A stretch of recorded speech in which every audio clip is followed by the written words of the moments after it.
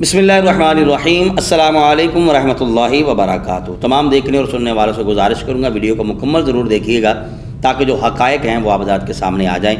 उवैस रब्बानी साहब एक ख़ातून के साथ पॉडकास्ट करते हैं। उस ख़ातून ने एक किताब का हवाला देते हुए ये साबित करने की कोशिश की है कि हज़रत जनाब उमर फ़ारूक और हज़रत खालिद बिन वलीद रज़ियल्लाहु ताला अन्हुमा से ये साबित है कि मातम करना ये जायज़ है, मातम करना हलाल है, इसमें किसी किस्म की कोई ऐसी वैसी बात नहीं है। ख़ातून ने क्या कहा, किस अंदाज से कहा, कौन सी रिवायत सुनाई, वो इंशाअल्लाह वीडियो में आप के सामने रखूँगा। लेकिन यहाँ पर रुकते हुए इंतहाई दुख और अफसोस के साथ ये बात मैं करना ज़रूरी समझता हूँ कि मैंने कई पॉडकास्ट करने वालों को सुना है, इस नतीजे और रिज़ल्ट पर पहुँचा हूँ कि ये जितने भी हैं इनका सिर्फ़ और सिर्फ शायद एक ही मकसद है कि हमने पॉडकास्ट करते हुए दीन की खिदमत नहीं करनी, बल्कि हमने जो है वो डॉलर जमा करने हैं। इतने पॉडकास्ट करने वालों ने पॉडकास्ट किए हैं, लेकिन आज तक इनमें ये तौफीक नहीं हुई कि हम आगे बढ़कर जो है वो अपने मसलक का जो है वो दिफा किसी न किसी तरीके से कर सकें। मस्तों की तरह बैठ जाते हैं, सामने वाले को कहते हैं जी आप बोलिए, वो बोलते रहते हैं, वो वीडियो उठाते हैं, लोगों के सामने जो है वो रख देते हैं। वो फिर वीडियो जो होती है वो इंतशार का बाज़ औक़ात बाइस बनती है। इनमें मेन कसूरवार मैं ये समझता हूँ ये पॉडकास्ट करने वाले हैं, ये पता नहीं शदाई होते हैं या गूंगे होते हैं या पता नहीं को क्या मसला होता है कि ये खुद आगे कुछ भी बयान नहीं करते। अब इस खातून ने जिस अंदाज के साथ कलाम किया, जिस किताब का हवाला दिया, वो किताब का नाम भी गलत ले रही है। और फिर यही नहीं उस खातून को पता कि रज़ियल्लाहु ताला अन्हो कहना है या अनहा कहना है, कहाँ अनहा कहना है, कहाँ अनहो कहना है। उवैस रब्बानी साहब को भी चाहिए था कि ये उनको बताते कि भाई यहाँ पर ये नहीं ये कहना है।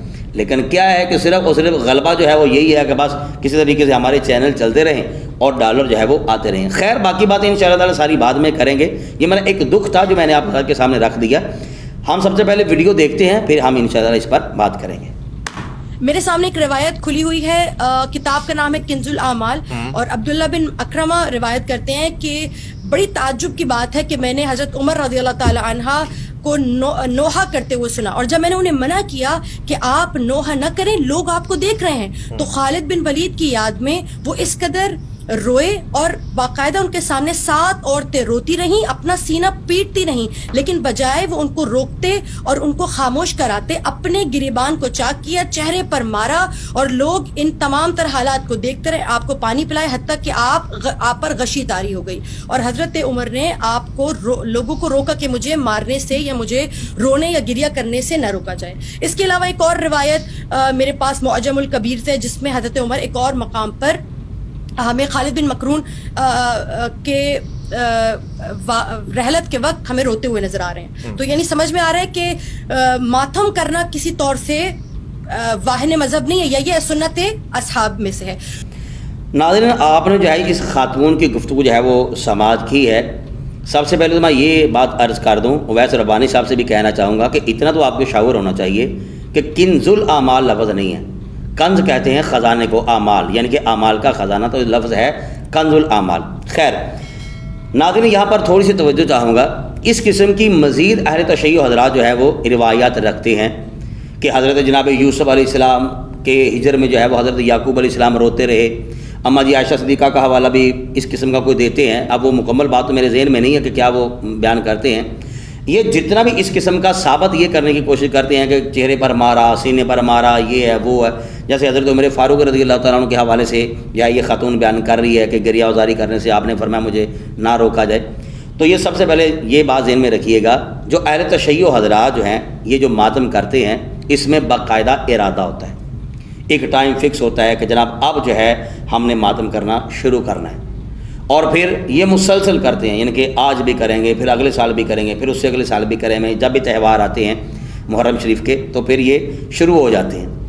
ये जितने भी हवाला जात रखेंगे, जितनी भी रवायतें सामने रखेंगे, ये वो रखते हैं कि जो बंदा बेइख्तियारी के आलम में करता है। किसी की फौतगी हो जाती है, माँ बाप बहन भाई कोई फौत हो जाता है, वो बेइख्तियारी के आलम में रोता है, या कभी बेइख्तियारी के आलम में चेहरे पर हाथ मार देता है, लेकिन उसमें तसलसल नहीं है। ये नहीं है कि हर साल वो ऐसा करना शुरू कर देता है या हर महीने ऐसा करना शुरू कर देता है, नहीं। वो जब गलबा होता है दुख का, गम का, तो उनको ये एहसास नहीं रहता कि हम क्या बोल रहे हैं, हम क्या कर रहे हैं। ये जितनी भी चीज़ें हैं ये सारी हैं मुस्तस्ना। हमारा सवाल ये है कि जितने भी आपने रवायतें इस किस्म की जमा करके रखी हुई हैं और लोगों के सामने रखते हैं, ایک روایت ایسی بتا دیجئے گا کہ جس میں تسلسل پایا جائے۔ حضرت عمر فاروق رضی اللہ تعالیٰ عنہ نے آپ کے بقول جو آپ نے روایت پڑھی ہے کہ منع کیا کہ مجھے گریہ ازاری سے منع نہ کیا جائے، تو یہ بھی بتا دیجئے گا کہ یہ کتنے سال تک یہ سلسلہ چلتا رہا، ہر سال یہ کام ہوتا رہا۔ جب ایک غم ہوتا ہے نا بندے کے اندر، یہ بات ذہن میں رکھیے گا، جب بندہ غم میں مبتلا ہوتا ہے تو اس میں ارادہ نہیں ہوتا کہ میں نے اب رونا ہے، میں نے نہیں رونا۔ میں اب مثال کے طور پہ کوئی بات کر رہا ہوں، میرے اوپر غلبہ طاری ہو جاتا ہے اصحاب رسول کی قربانیوں کا، میرے اوپر غلبہ طاری ہو جاتا ہے اہل بیت رسول کی قربانیوں کا، میرے اوپر غلبہ طاری ہو جاتا ہے نبی پاک علیہ الصلوۃ والسلام کو جس طرح لوگوں نے ستایا۔ اب میں جب یکسوئی کے ساتھ وہ سوچوں گا، میرے تصورات میں وہ مناظر آنا شروع ہو جائیں گے، تو ظاہری بات ہے جب غلبہ میرے اوپر ہوگا کہ نبی پاک علیہ السلام کو اس قدر ستایا گیا، اہل بیت رسول کو اس قدر ستایا گیا، اصحاب رسول کو اس قدر ستایا گیا، تو میری آنکھوں سے آنسو نکلیں گے۔ اب یہ جو آنسو نکل رہے ہیں اس میں میرا ارادہ نہیں ہوگا، اس میں میں باقاعدہ کو ٹائم فکس نہیں کروں گا کہ اب میں نے رونا ہے اب میرے آنسو نکلیں گے، ایسا ویسا نہیں ہے۔ تو جب غلبہ ہو وہ ایک سال چھوڑ کے ہر روز ہو، اس پر کسی قسم کی کوئی ممانعت نہیں ہے، نہ ہمارے علماء نے کسی قسم کی اس پر کوئی پابندی لگائی ہے۔ اگر غلبہ روز طاری ہوتا ہے، روز ہی محب اہل بیت میں اور ان پر جو مصائب و علام آئے ہیں اس اعتبار اور لحاظ سے اگر آنسو نکلتے ہیں تو ہمارے بزرگ کہتے ہیں بھئی آپ کو مبارک ہو، یہ آنسو آپ کے کام آ جائیں گے، ہو سکتا ہے ذریعہ نجات بن جائے، بخشش کا سامان بن جائے۔ لیکن باقاعدہ ایک ٹائم فکس کرنا، بھئی اس تاریخ کو فلاں جگہ پر جمع ہونا ہے، پھر وہاں پر ہم نے جا کے جناب اعلان ہوگا، چلیں جی شروع ہو جائیں جی، اب جناب ہم جو ہے وہ ماتم کرنا شروع کر دیں گے یا واویلا کرنا شروع کر دیں گے، یہ منع ہے۔ ہمارا اختلاف ان چیزوں سے ہے۔ جتنی بھی روایتیں یہ لوگ بیان کرتے ہیں، میں بڑے وثوق سے یہ کہہ رہا ہوں کہ ایک روایت ایسی بتا دیجیے گا کہ جس میں تسلسل پایا جاتا ہو، چاہے حضرت عمر فاروق ہوں یا کوئی اور بھی ہو، جو روایتیں آپ نے جمع کر کے رکھی ہوئی ہیں، ایسا بالکل بھی نہیں ہے۔ حضرت جناب زین العابدین رضی اللہ تعالیٰ عنہ، آپ نے تو سارے معاملات دیکھے تھے، ساری زندگی آپ روتے رہے لیکن آپ پیٹتے نہیں رہے، آپ نے ماتم نہیں کیا، حتیٰ کہ جب تک آپ حیات رہے۔ بیان کرنے والے کہتے ہیں کہ حضرت جناب امام زین العابدین رضی اللہ تعالیٰ عنہ کبھی آپ مسکرائے نہیں۔ یہ کتنی بڑی بات ہے، جنہوں نے سارا منظر اپنی آنکھوں سے دیکھا ہے، وہ ساری زندگی انہوں نے ٹھنڈا پانی نہیں پیا، صرف اس نیت سے، اس غرض سے کہتے ہیں کہ جب بھی پانی ٹھنڈا میرے سامنے آتا ہے تو مجھے علی اصغر کا تڑپنا یاد آ جاتا ہے، جناب زینب کا رونا یاد آ جاتا ہے، جناب سکینہ کا رونا یاد آ جاتا ہے، جناب علی اکبر کی شہادت یاد آ جاتی ہے۔ یہ انہوں نے سارا منظر اپنی آنکھوں سے دیکھا تھا۔ آنسو بہا لینا، وہ بھی غلبہ جب ان کی محبت کا آ جائے تو اس میں کسی قسم کی کوئی حرج والی بات نہیں ہے، لیکن باقاعدہ ارادتاً اس انداز سے کرنا یہ بالکل منع ہے، ہم اس کے بالکل بھی قائل نہیں ہیں۔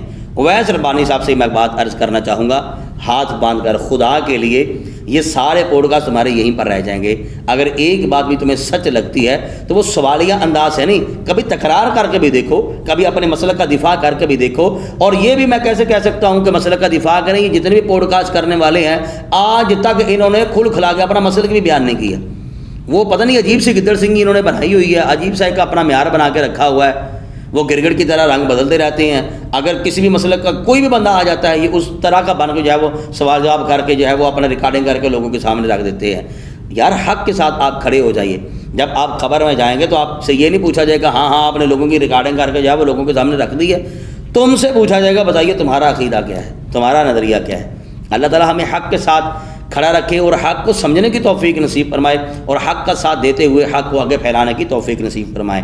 آپ اپنی رائے کا اظہار کمنٹ باکس میں ضرور کیجیے گا۔ السلام علیکم ورحمۃ اللہ وبرکاتہ۔